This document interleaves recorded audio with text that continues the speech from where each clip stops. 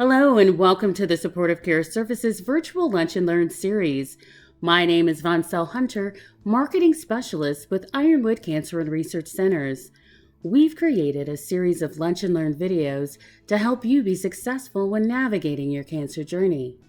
Our Supportive Care Services Department is here to help you get actively involved in your healing process.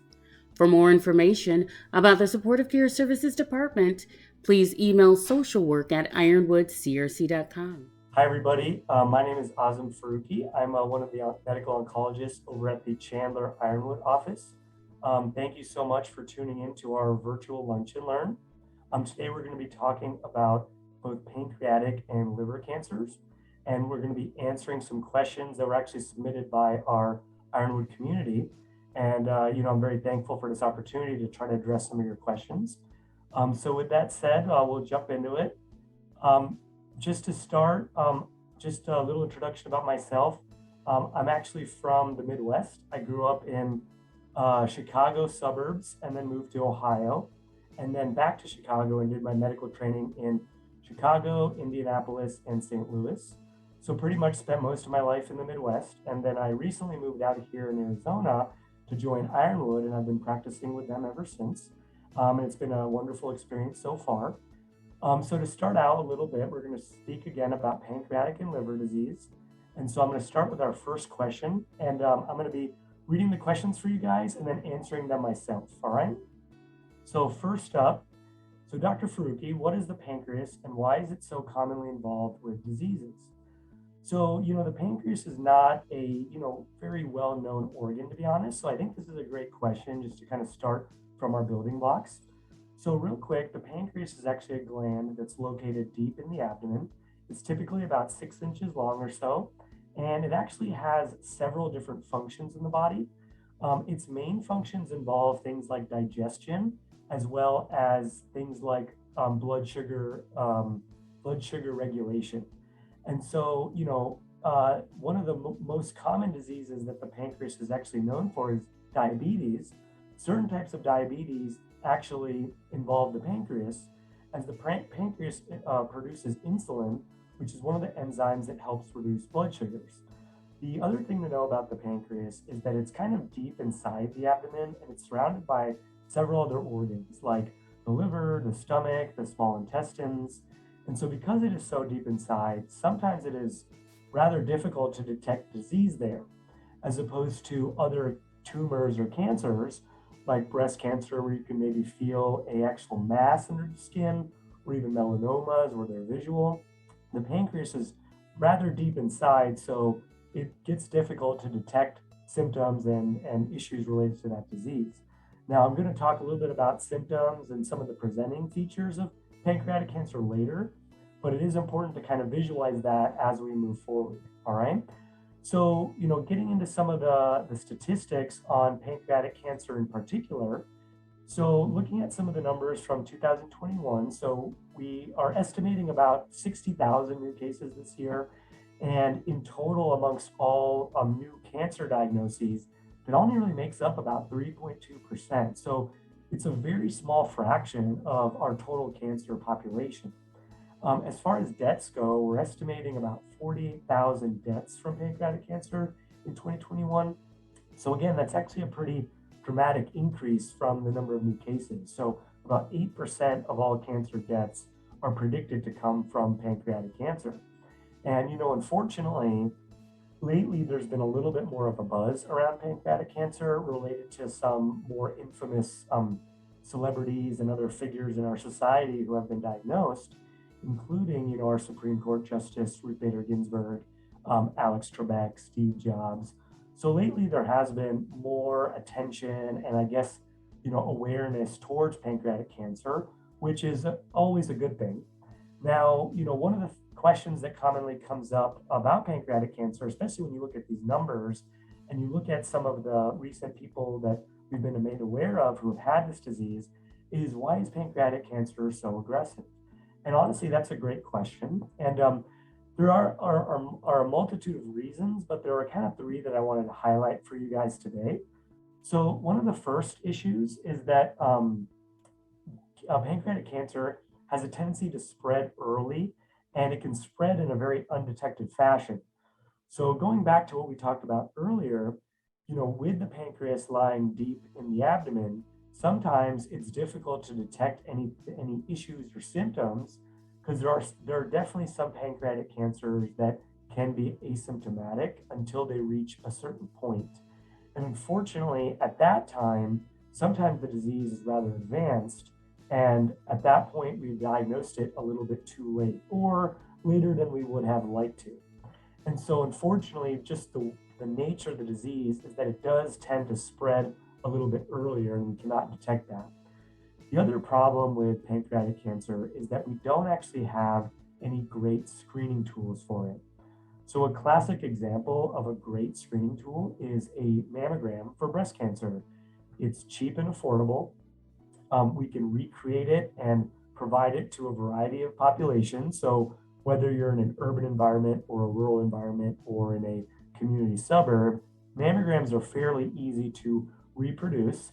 And we have great data and research behind their ability to pick up on tumors or cancers early on.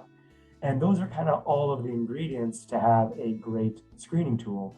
With pancreatic cancer, we unfortunately do not have that. At least we don't have that yet. And with that said, we don't have a really good way of picking up on disease early. So because of this, and because of the fact that the disease can spread rather far out, rather early, you can imagine that these diseases can be relatively aggressive. The other thing that makes pancreatic cancer difficult is, and this is kind of talking now in terms of treatment, is that pancreatic cancers tend to be treatment resistant, which is another problem. Specifically from a chemotherapy side, given that's kind of the area of treatment that I offer for pancreatic cancer, a lot of times certain chemotherapies are unfortunately not very effective with pancreatic cancer. A lot of that is due to the environment that the cancer itself creates in the body. There's kind of like a shell that is produced around the tumor that makes it very hard for things like chemotherapy or other medications to penetrate and attack those cancer cells in an effective way. So, not only is it a matter of screening it early and picking it up early, but if we can't identify those diseases, then oftentimes, even when we start treatment, there's still a chance that the tumor could be resistant. So all in all, it's a very difficult disease, and we definitely require more progress, whether that's new diagnostic tools or better treatment approaches. And obviously some are being researched, but we still have a long way to go. So our next question is actually going to change gears a little bit to the liver. So the question we got was, so the liver has been trending on social media lately in regards to increased alcohol consumption during the pandemic. Why is the liver susceptible to disease? So, another great question and a very timely one. As, somebody astutely pointed out, and as some of you might have already heard, there has been an increase in alcohol use over the last year of the pandemic for a variety of reasons. Number one, people are definitely bored, looking for a way to pass the time. And obviously it is a way that to pass time and sometimes enjoy time with loved ones and other people. Unfortunately, on the flip side, there have also been an uptick in mental health issues with the pandemic related to social isolation and stressors from the disease, the virus itself, or job and financial issues. So we've also seen an uptick in alcohol abuse as well. So, one of the things that I think this question is kind of relating to is the fact that the long-term implications of alcohol use can sometimes lead to liver cancer. And so to kind of answer this question about what the liver is, designed to do, I wanted to kind of shed some light on that organ in particular. So again, the liver is another abdominal organ, and it is adjacent to the pancreas. So if you look at this picture, the pancreas is this area right here, and the liver is just above it. Now, these are not by scale. The liver is usually much larger than the pancreas. And honestly, it has several different functions. Actually, I think it's been estimated that the liver might have over 500 functions in the human body, and it's a very critical organ. So a lot of its functions have to do with detoxification. So again, alcohol plays into that. And again, the liver is uniquely responsible for alcohol metabolism. hence why alcohol use over time can lead to liver injury. But also, the liver is designed to help with digestion, metabolism, energy storage, and the list goes on and on. So it's a very critical organ, and a lot of different things can affect it. So to pivot a little bit now to liver cancers, so some statistics on liver cancer in the US as well. So about 42,000 new cases that are estimated to be diagnosed in 2021. The incidence is actually a little bit higher in males. And if you look, actually less cases of liver cancer than pancreatic cancer, if you compare to our previous slides. About 30,000 people will actually die of these diseases in 2021, which is an estimate. And the two striking features I wanted to bring up are that liver cancer incidence rates. So by that, we mean the amount of new cases of liver cancer for 2021 have actually more than tripled since 1980. Now, some of that is that we're able to detect liver cancer better and we have a greater awareness of it. But there is definitely an incline in the amount of people who are being diagnosed. So that has been rising over the last, 30 years now. And unfortunately, with that, death rates have been increasing too, and they've actually doubled since 1980 as well. So again, liver cancer, not one of the most common cancers, but always good to bring awareness of it. And again, I appreciate this topic being brought up by our viewers. So, to kind of pivot now that we've talked a little bit about the background of both the pancreas and the liver, how those organs function, some statistics around cancer, we're going to start discussing some of the signs and symptoms that can occur with these two cancers. So as far as the question goes, what are the symptoms that a patient or a primary care provider should be looking out for in catching pancreatic and liver cancers? So now, as it's already been made a little bit clear, both of these cancers are very different. They're very different organs. However, some of the signs and symptoms can overlap and be fairly similar. So I went ahead and grouped all the symptoms together for both of these cancers for this slide. So some of the symptoms are now listed here. Now, the thing to remember when you think about symptoms related to these two organs is what the organs are designed to do. So again, like we talked about, both of them help with things like digestion, metabolism, energy, things like that. So there's a common theme in some of these symptoms. As you can see, abdominal discomfort, abdominal pain is one, especially depending on if there is a tumor where it's located, if it's pushing on another organ like the stomach or pushing on a nerve and creating excess pain. You can have a variety of abdominal discomfort type presentations. Indigestion, nausea, vomiting, again, kind of going hand in hand with the discomfort. Jaundice is actually a unique symptom of these two cancers and a few others. And jaundice is known as skin yellowing. Now, I wouldn't picture like bright yellow, but usually people will know a discoloration in their skin. And sometimes you'll really notice the yellowing in the whites of the eyes. That's a common place to look. So again, if you notice anything like that in yourself or a loved one, always good to make your physicians aware of that. Weight loss, fatigue, night sweats, again, all common symptoms from cancers. Again, this actually relates to other cancers as well, not only just liver or pancreas. A lot of different cancers can have these issues occurring. A lot of it is because your system is generally overloaded by the stress of the cancer, and the cancer is taking away precious resources and nutrients that your body otherwise uses. So that's why generally people will lose weight, they'll feel very fatigued, and that could be another common presenting symptom. Now, two caveats related to these symptoms. Number one, some cancers are actually asymptomatic, and we'll find them incidentally on a scan or blood work being abnormal. And again, that kind of depends on where in the body the tumor is located. So there have been many cases that are asymptomatic. And as I mentioned, with how deep the pancreas is, there is risk that, by the time symptoms present, the cancer may already be advanced. It's not always the case, but it's something to think about.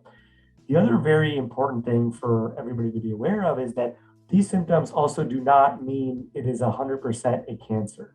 And I think that's important too, because it's very easy to fear for a possible cancer diagnosis. There's a lot of fear of unknown when you have new symptoms, but I will tell you that a lot of these symptoms, there are much more common things that can cause them. As you saw the numbers, both of these types of cancers are rare, but basically, long story short, it's just important to seek medical attention if you do have any of these issues. It might not, and hopefully it's not cancer, but it's always good to bring it up to your provider's attention so they can do their due diligence and make sure it's nothing that you need to worry about. All right. So those are really the main symptoms and presentation signs that I would think of when it comes to these two cancers. So our next question is going to fast forward a little bit to what kinds of treatments are involved in pancreatic and liver cancer. Now we're jumping ahead to you already have been diagnosed with the cancers. Now, what do we do about it? So to answer that, it's very important to understand that cancers generally are treated with a multidisciplinary approach. And by that, I mean several different groups of providers and physicians are generally involved in coming up with a proper treatment plan for a certain patient. So it's usually a complex team-based treatment. It's generally individualized to each patient. Especially in this day and age, personalized cancer care is very important in that we are specifically focusing in on you, your body, your other medical issues, and your specific tumor, because every case is very different. So it's important that we individualize what we do to you as an individual. Now, with that said, and taking into account that this is a multidisciplinary approach, there are generally three kind of key arms or physician groups involved in treatment of these types of cancers. So number one is going to be surgery. Number two is going to be radiation oncology. So that will be a surgical oncologist, a radiation oncologist. And number three, you have medical oncology or a medical oncologist like myself. Now, the way that I would kind of think about it is that surgery and radiation oncology are what we call local therapies, while medical oncology is called systemic therapy. So an example of that would be if you had a tumor in an organ, and it's specifically a 2 to 3 centimeter tumor in a specific organ in the body, and say we were to do surgery on it, we would be cutting out around that 2 to 3 centimeter tumor, and say we were going to do radiation, we would be doing a radiation beam to that 2 to 3 centimeter or greater area. So all of that treatment is directed to that specific local area of disease, hence local therapy. Now, the difference between that and systemic therapy is that systemic therapy is designed to hit cancer cells in other parts beyond that 2 to 3 centimeter area that we're worried about. So the thing to know about cancer is that cancer is basically millions of microscopic cells that have slowly grown to become a large tumor. And when that happens, obviously we want to get rid of that main tumor, but sometimes, depending on how advanced the cancer is, there is a fear that some of those microscopic cells may have left the main tumor and gone to another part of the body. So while we really want to get rid of the bulk and the majority of the tumor, which arguably sometimes is the most important part by removing that 2 to 3 centimeter area of concern, it's also really important sometimes to consider, do we need to give a treatment that will kill microscopic cells that could be in other areas of the body? And that's where medical oncology comes in and where my realm would be, which is things like chemotherapy, immunotherapy, etc. And so that's generally what the treatment scheme looks like. And we're going to talk about how we figure that out with the next question. So the next question we have is now, how does the oncologist or team of oncologists determine what type of treatment, chemo, radiation, immunotherapy, surgery is right for my disease? So the first question we have to ask is generally, what is the stage of the cancer? And that's a common question that I get asked right off the bat by my patients. And it's a very important question. So just to keep things simple, we have generally 4 stages of cancer: stage 1, 2, 3, and 4. Now, the way that I would think about this is stage 1 through 3 are generally your earlier stage diseases, in the sense that a lot of times we are looking at the ability to cure the cancer. And cure is a very difficult and sometimes subjective term, but ultimately, cure means that we want to get rid of this cancer for good. So, obviously, the earlier the stage, the better the chance of cure. So, stage one, obviously, being earlier stage disease, very localized, as opposed to stage three being earlier disease, but maybe a little bit more locally advanced than, a stage one. The key is, though, that stage four is where there's a clear line drawn in the sand, because stage four generally, unfortunately, means that cancers have spread from the main organ that they came from to another organ. So, a good example would be if a liver cancer spread to the lungs, or if a lung cancer spread to the liver, or pancreas to the liver, and vice versa. Now, certain cancers have different patterns of spread, but at the end of the day, if a cancer has moved from one organ to another, generally that's called stage four disease. And unfortunately, stage four disease is incurable, which is an important thing to be aware of. All right. The other thing that's important to know is that the treatment really depends on the staging, and it also depends on the multidisciplinary approach that we just talked about. So typically what will happen is once we've gotten all the evidence we need and all of the diagnostic workup for your cancer, the case will be presented at a tumor board. Now, a tumor board is usually a conference, either in person or more timely on Zoom like this, where a team of physicians, radiologists, pathologists, all sorts of us sit down and we review the specific case and figure out what would be the best treatment option for that patient in particular. And occasionally, the order of treatment and the different types of treatment will depend on that. So sometimes you might see a variety where all three physician groups are involved. Surgery is done, radiation is done, chemotherapy is done. Sometimes you'll see them all done in different orders. So chemotherapy first, then surgery, surgery first, then chemotherapy and radiation, chemo and radiation done together. And sometimes you'll only see one or two of them done rather than all three. So occasionally surgery will not be a good idea for various reasons. And so then you're relying on chemotherapy and radiation and different combinations of those two. So it really depends on what the general team thinks and a lot of what we feel the patient would do best with. Now, the other thing that's, I guess, part of the more modern, the modern era of cancer therapy is actually cancer genetics. So this is definitely a up and coming area within cancer, and that is basically studying the genetics of the tumors themselves, because we've actually found that the genetic makeup of the cancer can not only sometimes tell us how aggressive the cancer will be, it can sometimes help us determine which treatment options could be available to the patient. And sometimes it actually will tell us if there's any family risk at stake too. So if other family members should be on high alert. So this is another thing that we've started to use to help us guide our treatment recommendations.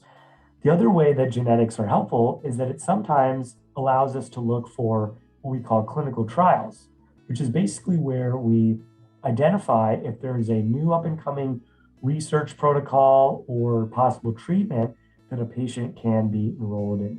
So again, that's another very important part, especially in cancers that are aggressive and the treatment options are a little bit more limited. So our next question is going to now jump into what some of the risk factors are for both pancreatic and liver cancers. So now again, both cancers are fairly different, but I did break down some of the risk factors for both of the cancers individually. So as far as pancreatic cancer, we have what we call some modifiable risk factors, which basically are risks that can technically be impacted or changed. So some examples of that would be tobacco. So we found that actually about 25% or a quarter of pancreatic cancers are thought to have some kind of smoking association. Obesity is another one, and that's defined as a BMI of over 30, BMI being a body mass index, which is basically a calculation taking a patient's height and weight into account. Diabetes, chronic pancreatitis, which is basically inflammation of the pancreas, chemical exposures. These are all risk factors of the pancreas, which technically could be modified by quitting smoking or treatments for chronic pancreatitis, etc. Now, some non-modifiable risk factors are basically things that we don't have much control over. So things like age. So as one can imagine, as we get older, our risk of cancer does increase. Gender, actually males have a higher incidence or likelihood of pancreatic cancer than females. Race, African Americans in the United States, unfortunately, also carry a higher incidence of pancreatic cancer compared to other races, which again is a very important thing to raise awareness about because there is a disparity there and an important thing for the general population and other medical providers to be on the lookout for.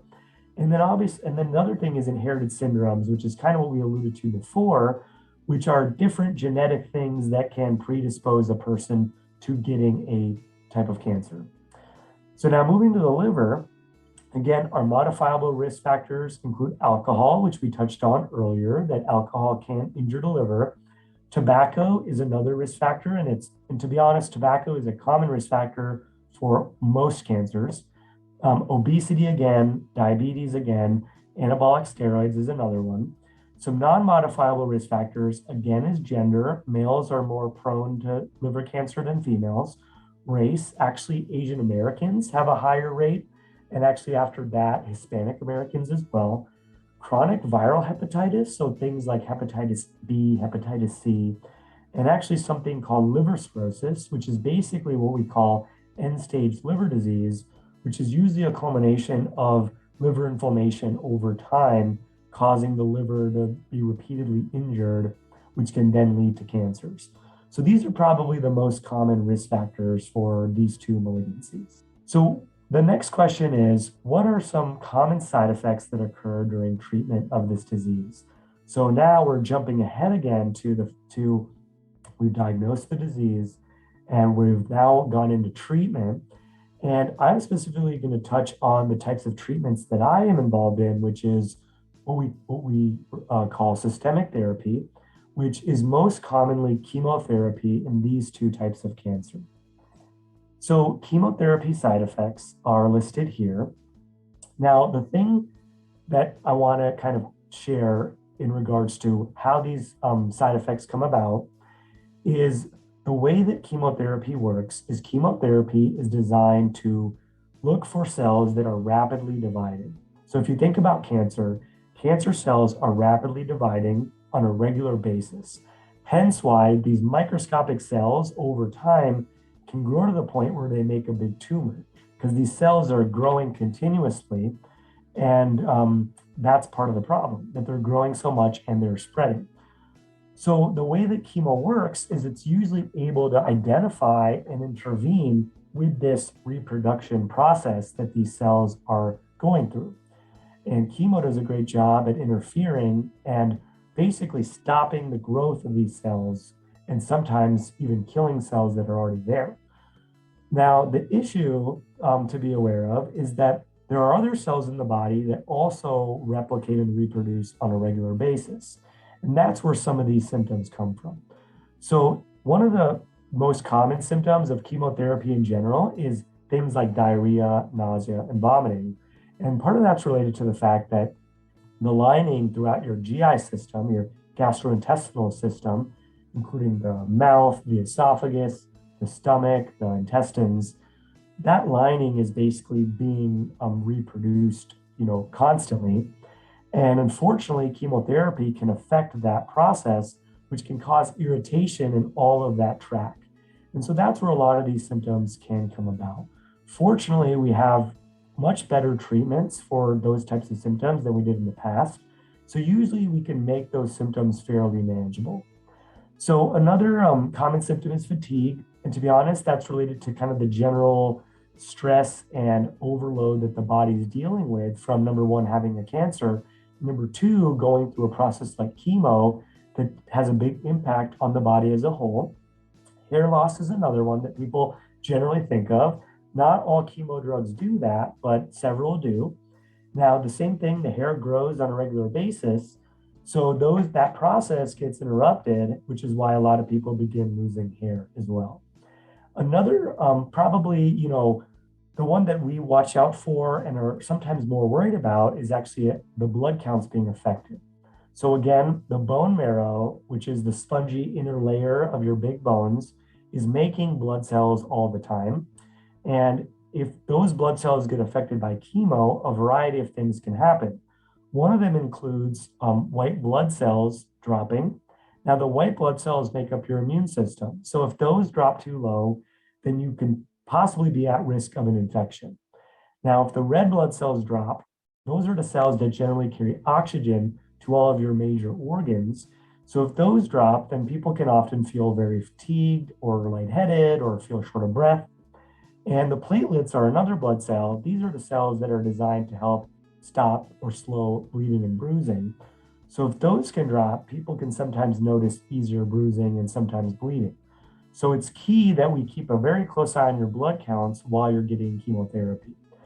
One other symptom of chemotherapy is actually called neuropathy as well, which is numbness and tingling that can be found in the tips of the fingers and the toes. And a lot of times that's from nerve injury that's happening from the chemo. And oftentimes that can be reversible and it can get better over time. But there are some cases where it is irreversible. So usually when we're treating our patients, we're checking in on these types of symptoms to make sure that we don't push things overboard or make people have too many issues that we would be worried about long term. So those are really some of the main side effects. There are definitely some other rare ones, and this doesn't include all the different types of chemo, but these are probably the more common ones that people think of and will expect. So now the last question we have for today is actually, why should a patient come to Ironwood for their pancreatic and liver cancers? So now, some of the things that I wanted to highlight about our team here at Ironwood is that, number one, we're a very highly motivated team. Just from working with all of our providers, whether it's, within the field of surgery or radiation, or our front desk staff, our medical assistants, our nurses, everybody is, very motivated, very, focused on what's best for the patient and getting things done in a timely manner.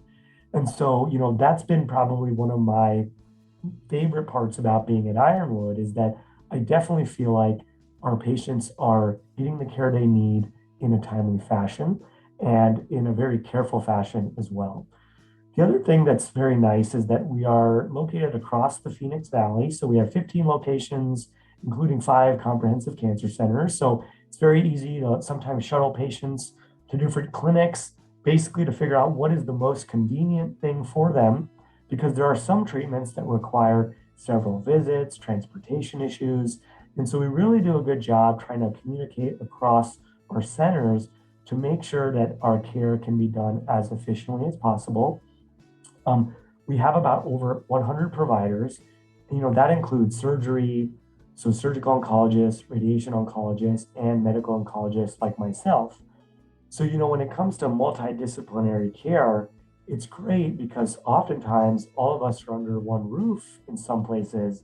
And so it's very easy for us to discuss and come up with a treatment plan or troubleshoot issues or run different thoughts by each other because we all work so closely together. It's also very easy to make sure that patients get seen and evaluated in a very timely fashion. The other thing that I think that we've done a good job about is that we really focus on personalized care, and we do so in an expedited manner. So one of the common issues that a lot of cancer patients, I think, feel internally is that the clock is ticking, right? You get a cancer diagnosis and you feel like things have to be done quickly.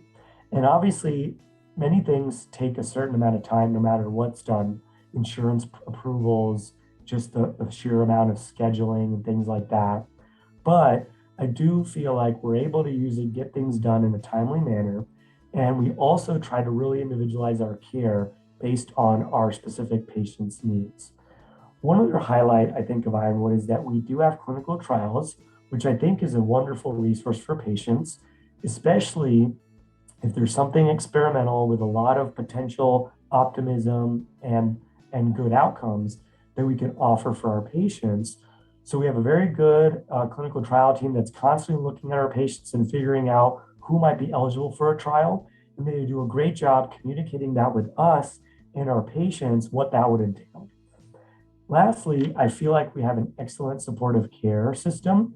We have wonderful social workers. We have our integrative medical physician, Dr. Heidi Rula.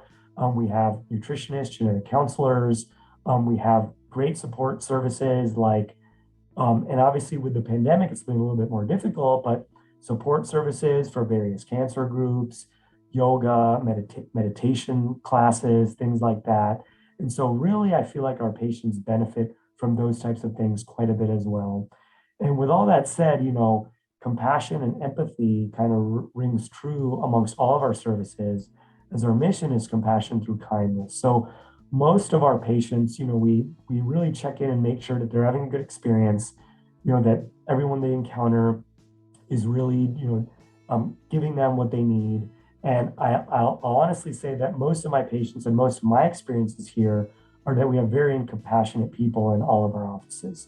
And I think that during a really hard and difficult time, such as a cancer diagnosis and cancer treatment, those little things really go a long way. And, the last thing I wanted to leave you guys with is that overall, cancer is definitely a life-changing experience. One day to the next, when you have a diagnosis, when you didn't have a diagnosis and you have one, really a lot of people's lives are going to change. So I think that at the end of the day, the big thing that I always tell my patients is that it's very important that you always remember that, you are your best advocate. And, for you and your loved ones, it's always important to seek care and medical attention that you're comfortable with. Speak out, ask questions, make sure that your voice is being heard, because there are a lot of different questions and thoughts that come up around this time. And we always want to know and we want to help you through it. So make sure you're with a team that you trust, you're comfortable with. And, whether that's at Ironwood or elsewhere, it's really important that you are in a place that you feel, you feel as comfortable with as possible and you trust with your care, as cancer is obviously a very serious issue. And with that said, our door is always open and we always welcome new patients and questions if any more arise. So with that said, that's all I have. So thank you again for attending my Lunch and Learn. Hopefully we'll be having more of these and several other providers will be doing these as well. So if any other questions come up through the community, if there are different topics that you'd like answered or addressed, different cancers, different specific issues, definitely give us that feedback and we'd be happy to address those topics. Thank you again for tuning in and hopefully hopefully not, we won't run into you, but if you ever need anything, our doors are always welcome. Thanks so much. Thank you for joining us for our virtual Lunch and Learn series. We hope you enjoyed this session. There will be a replay of this Lunch and Learn on the Ironwood YouTube and social media channels. For more information regarding our supportive care services classes and events, email us at wellness@ironwoodcrc.com. Thank you for spending time with us today.